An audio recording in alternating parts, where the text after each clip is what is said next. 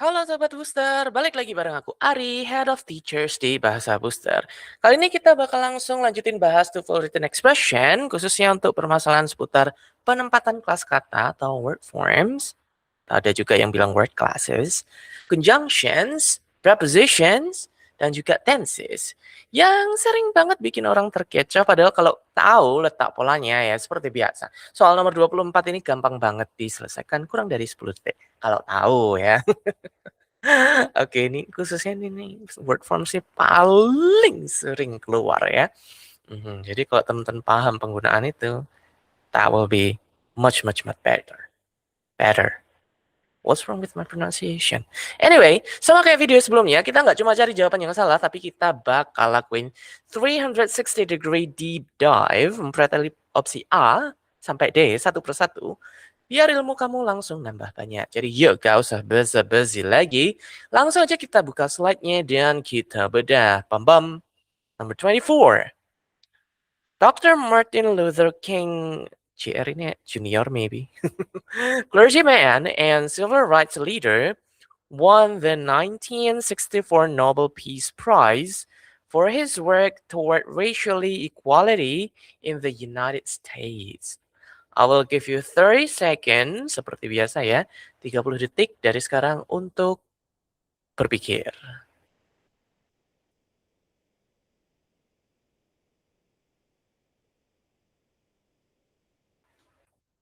Right, kalau dirasa masih butuh waktu lebih lama, bisa di-pause videonya. Tapi standarnya sih kalau pengen skor 500 plus, harus bisa dalam 30 detik dengan jawaban yang benar. Kurang dari itu akan lebih bagus juga.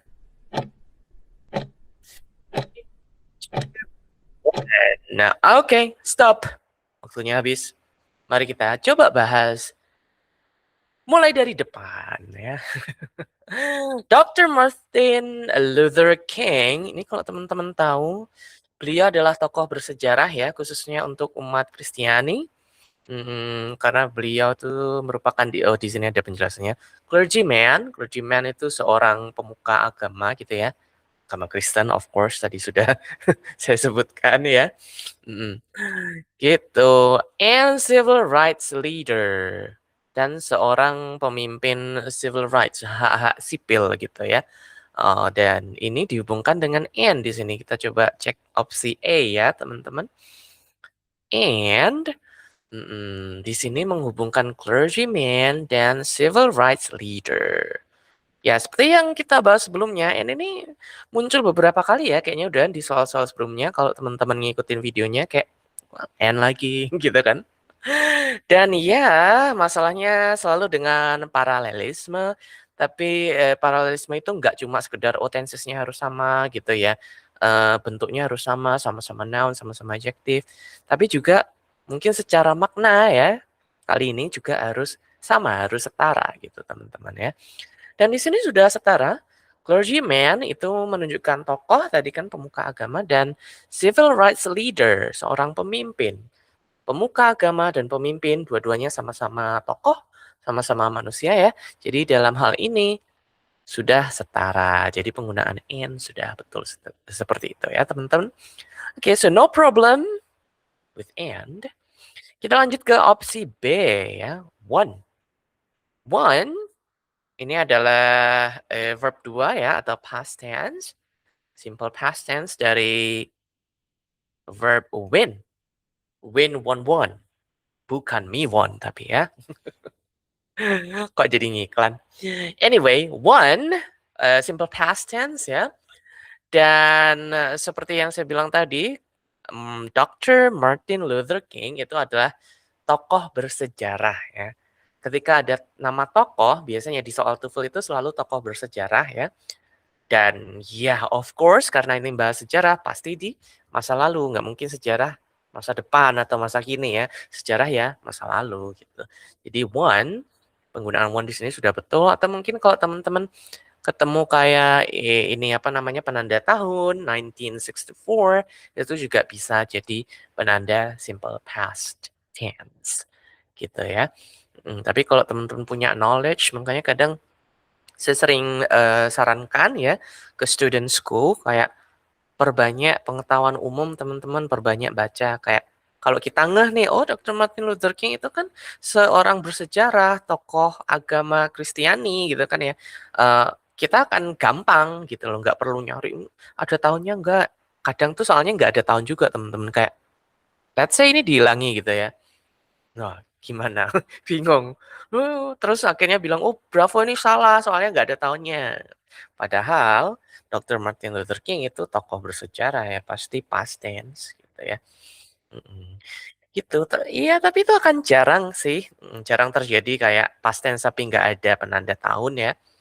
Ada penanda-penanda lain sebenarnya selain tahun seperti penanda tokoh bersejarah ya, terus penggunaan kata-kata yang sifatnya lampau seperti misalnya nih predecessor, pendahulu ya. Saya lupa pernah bahas nggak di soal sebelumnya. Mungkin kalau teman-teman ingat boleh komen ya, itu soal nomor berapa pernah muncul kalau nggak salah.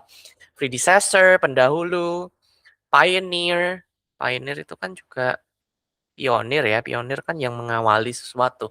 Nah, yang mengawali sesuatu tuh pas udah lama gitu kan ya. Jadi tanpa ada tahun pun itu pasti past tense, seperti itu teman-teman. Ya, nambah, ilmu ya teman-teman, jadi kayak past tense itu nggak selalu harus ada tahunnya gitu ya. Ada penanda-penanda lain yang bisa digunakan untuk mengidentifikasi bahwa, oh ini masa lalu gitu. Iya, that's it. Jadi yang berapa sudah betul ya teman-teman, so no problems with B, no problems with A. Now let's go on to C. Kita coba bahas opsi C. For, for ini adalah preposisi ya teman-teman, atau kata depan. Ya singkat aja lah prep gitu ya. Sama kayak in, on, at, by, with, for ya. Dalam bahasa Inggris preposisi itu banyak sekali ya. Kayaknya jauh lebih banyak dari bahasa Indonesia. Dan penggunaan preposisi ini sangat banyak juga otomatis ya, karena kata-katanya banyak, terus ini pakai yang mana, kapan pakai for, kapan pakai in, on, at, by, dan kawan-kawannya yang lain, itu akan ada sangat banyak rules-nya seperti itu teman-teman ya. Dan kadang rules-nya itu nggak ada alasan tertentu gitu, kayak ya udah for aja. Emang kata ini pakai for gitu ya. Mmm, misalnya di sini nih, di soal ini kenapa ini pakai for? Karena emang itu pasangannya dengan prize, award ya, heeh. Ketika, ada kata terkait dengan penghargaan, award, itu pasti pasangannya dengan for. Penghargaan atas apa? Kalau di bahasa Indonesia mungkin penghargaan atas keberaniannya, misalnya kan gitu ya. Atas, sama bahasa Indonesia kayak penghargaan tuh harus sama atas apa gitu ya. Kalau di bahasa Inggris, penghargaan, award, prize, itu harus sama for. Ada rumusnya nggak, Kak? Nggak. Hafalin aja, itu jatuhnya kayak hafalan vocab sih sebenarnya teman-teman ya, karena ya itu tadi banyak dan nggak ada pola tertentu gitu ya. Jadi jatuhnya ini termasuk hafalan vocab sih. Harus dihafalkan, penghargaan, award itu harus sama for. Jadi kuncinya harus banyak-banyak baca, banyak-banyak vocab gitu ya. Mhm. Dan study case ya, real case di kelas itu biasanya orang-orang yang bisa paham ini kenapa kok betul, ini kenapa kok sudah oke, itu orang-orang yang banyak baca. Karena setiap aku tanya, "Kenapa nih alasannya kok C nggak salah, kok C sudah betul?" Jawabannya pasti, "Saya biasanya baca sering ketemu itu." Selalu gitu. Gitu ya. Berarti apa? Memang ini harus banyak baca, kalau nggak baca, nggak tahu, gitu ya. Mhm. Tapi tenang aja, permasalahan preposisi ini sangat jarang jadi jawaban yang benar ya. Kalau teman-teman cek soal sebelumnya, video sebelumnya, itu kayaknya nggak ada deh ya yang jawabannya preposisi, gitu. Jadi preposisi itu kayak, apa namanya, skip aja. Kalau teman-teman nggak benar-benar tahu, skip aja, anggap aja sudah betul. Kalau yang lain sudah dicek, kok ternyata yang lain benar semua ya, mungkin baru preposisinya yang salah ya. Mhm. Tapi itu akan sangat jarang jadi jawaban preposisi, jadi seperti saran saya tadi, skip aja kalau nggak tahu ya. Kemungkinan besar sih benar gitu. Coba mungkin teman-teman bisa ingatkan ya di komentar kayak nomor berapa mungkin kemarin ada pertanyaan tentang preposisi, kalau seingat saya sih belum ada. Sejauh ini kita bahas sampai nomor 24 ya. Gitu, jadi untuk Charlie sudah aman ya. Nobel Prize kalau teman-teman mau catat, mau hafalkan, award, penghargaan, prize ya, memang dipasangkan dengan for, penghargaan atas his work, karyanya gitu ya, atau pencapaiannya gitu, toward racially ya otomatis yang delta ya jawabannya. Oke, toward racially equality, toward terhadap racially equality. Equality itu kesetaraan ya teman-teman. Kesetaraan. Kalau di bahasa Indonesia, awalan ke akhiran an itu adalah suatu kata benda atau noun ya. Kalau di bahasa Inggris, akhiran it itu adalah noun. Equality, activity, positivity ya. Terus apa lagi teman-teman? Coba kasih tahu contoh yang lainnya di komen ya. Aku saat ini kepikirannya itu activity ya. Dan itu teman-teman coba bikin contoh sederhana ya, as usual seperti biasa aku selalu sarankan bikin contoh sederhana. Jangan hafalkan cuma oh itu noun. Awalan ke akhiran an itu noun. Nggak kebayang otak kita. Lebih enak teman-teman menghafalkan oh activity. Itu sama seperti activity. Oh berarti dia noun. Berarti kalau activity noun, equality juga noun gitu. Tuh, Kak, kan yang digarisbawahi delta, ngapain kita bahas yang equality? Karena ini penting teman-teman. Delta itu hubungannya dengan setelahnya itu emang apa gitu ya. Racially, akhiran ly ya. Ini kalau ini sih hafalkan aja ya, akhiran ly itu pasti adverb ya di TOEFL.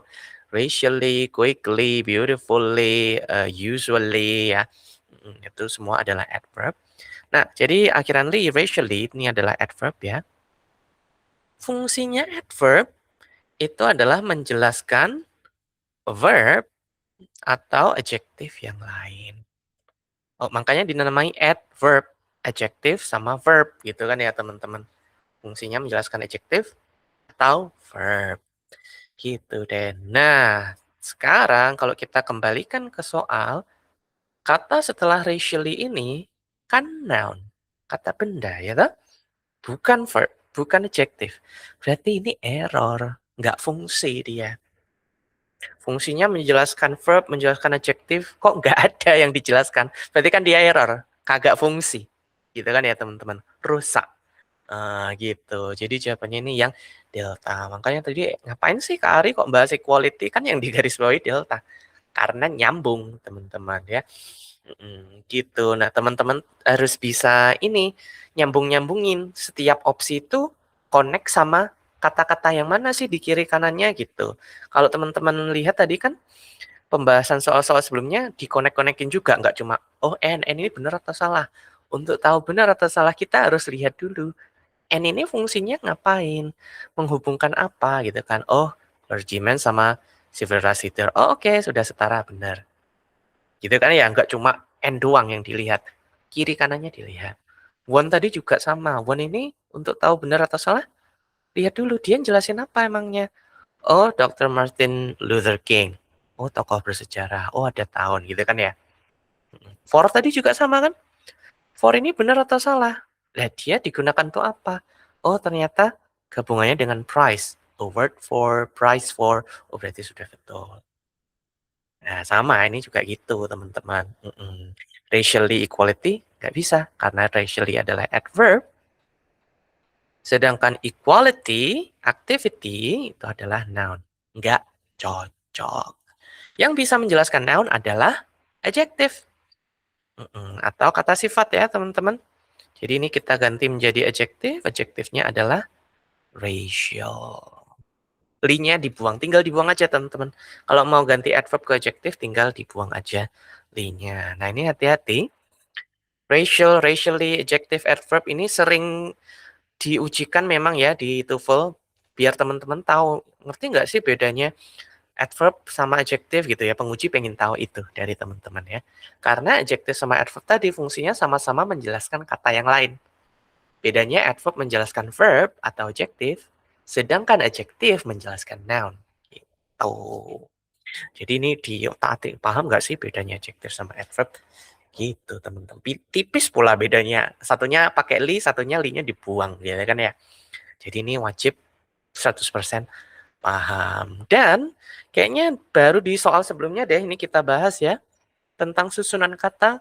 Kemarin kita sempat bahas delicious apples. Ya kan ya? Ingat-ingat contoh misalnya delicious apples. Ini adjective, delicious adjective ya kan? Yang menjelaskan noun apples. Nah, kok ini nggak cocok? Racially kan bukan delicious, nggak sama gitu kan ya? Oh, tapi apples-nya cocok nih, equality noun, apples noun gitu.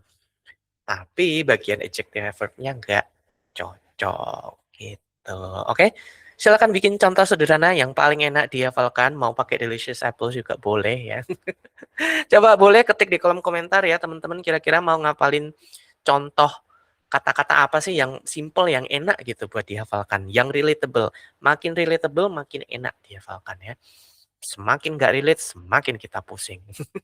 Karena materinya udah kayaknya nggak relate banget untuk kehidupan sehari-hari ya. Mhm. Terus kita bikin contoh yang makin nggak relate, udah masuk ke hutan, makin masuk lagi kita ke hutan. Nggak nemu jalan raya ya. Bayangannya seperti itu, oke? Oke, jadi ini jawabannya yang delta ya teman-teman. Racially harusnya kita hapus linknya jadi racial supaya adjektif bisa menjelaskan noun. Seperti itu. Alright deh, nice. Very good. Nah, sekarang kita coba buka cheat sheet kita hari ini ya. Tadi kita bahas 4 opsi, mulai dari opsi A ada and. Ini fungsinya and sebagai penghubung ya, penghubung yang setara, coordinating conjunction, makanya harus setara tadi kan ya, kiri kanannya. Gitu. Khususnya di soal ini tadi bahas profesi, gelar, atau orang gitu ya. Jadi harus sama-sama bahas orang dan sudah benar. Ada clergyman and civil rights leader. Sama-sama orang. Jadi sudah betul ya. Gitu deh. Itu untuk opsi A. Terus kemudian kita juga ada opsi B, one, which is a past tense ya. Atau verb 2. Dan itu juga sudah betul karena menceritakan peristiwa sejarah tahun 1964 tadi ya kalau mau dilihat dari penanda tahun, tapi bisa juga dilihat dari tanda tokohnya, nama tokoh bersejarah ya, Dr. Martin Luther King, itu sudah pasti menggunakan past tense verb 2 karena beliau sudah wafat ya. Sudah menjadi sejarah masa lampau gitu deh. Alright. Kemudian ada opsi C, for, which is a preposition ya. Preposisi penanda alasan atau tujuan yang tepat setelah frasa penghargaan. Dalam kasus ini ya. Tapi of course, seperti yang saya bilang tadi, di bahasa Inggris itu preposisinya banyak. Kombinasi preposisinya banyak. Kayak kata ini itu preposisinya harus ini, nggak boleh yang lain. Harus ini. Dan itu hafalan. Nggak ada rumus tertentu ya. Jadi perbanyak bacaan aja untuk yang ini ya. Termasuk dengan teman-teman nonton video ini, teman-teman nambah satu pengetahuan ya kan. Oh ternyata prize, award itu harus kombinasinya dengan for ya. Itu masuk ke alam bawah sadar nanti ya. Next time kalau ketemu lagi somehow ingat kayak, oh, kayaknya aku pernah deh belajar ini gitu ya. Aha. Karena semua students yang aku tanya tentang preposisi selalu gitu. Biasanya baca ini, biasanya dengernya ini. So that's one win for you. The last one yang paling terakhir, udah paling terpulang nggak efektif. Yang paling akhir, opsi D, racially, tadi adalah sebuah adverb ya. Duh, ini kenapa kok bisa ke sini? Sebuah adverb, akhiran li ya. Dan adverb itu fungsinya tadi untuk menjelaskan adjective atau verb. Tidak bisa digunakan untuk menjelaskan noun. Dan dalam kasus ini equality adalah noun, jadi nggak bisa dijelaskan pakai racially. Harus diubah menjadi adjective, dan adjektifnya adalah racial. Seperti itu teman-teman. Oke. Nah, jadi gimana nih teman-teman? Kelihatan kan ya polanya? Dari soal nomor 24 tadi, kita belajar kalau penempatan kata keterangan atau adverb yang tidak pada tempatnya bisa langsung merusak seluruh struktur kalimat TOEFL ya. Dan buat kamu yang pengen kuasai ratusan pola grammar rahasia lainnya secara instan, biar skor TOEFL kamu bisa melejit tembus target 500 plus, langsung aja gabung ke kelas intensif Bahasa Booster. Caranya gampang banget, langsung aja klik link pendaftaran atau link WhatsApp admin ya, yang udah aku taruh di kolom deskripsi di bawah video ini ya. Amankan slot kamu sekarang karena kuota promonya terbatas banget. Sebelum pamit, coba absen di kolom komentar siapa yang tebakannya benar di opsi D tadi. Silakan tinggalkan komentar ya, yang benar atau yang salah, salahnya kenapa, terkecoh apa ya, biar makin jelas. Semakin jelas teman-teman mengetahui analisisnya. Oh, aku salahnya begini, oh aku benarnya begini. That will be much better. Otak kita akan menyimpan lebih banyak informasi supaya next time tidak terkecoh lagi. Dan jangan lupa buat like, share, dan subscribe ya. Share ke teman seperjuangan kamu. Ari di sini, keep learning, keep boosting your score, and I will see you again next time. Bye-bye.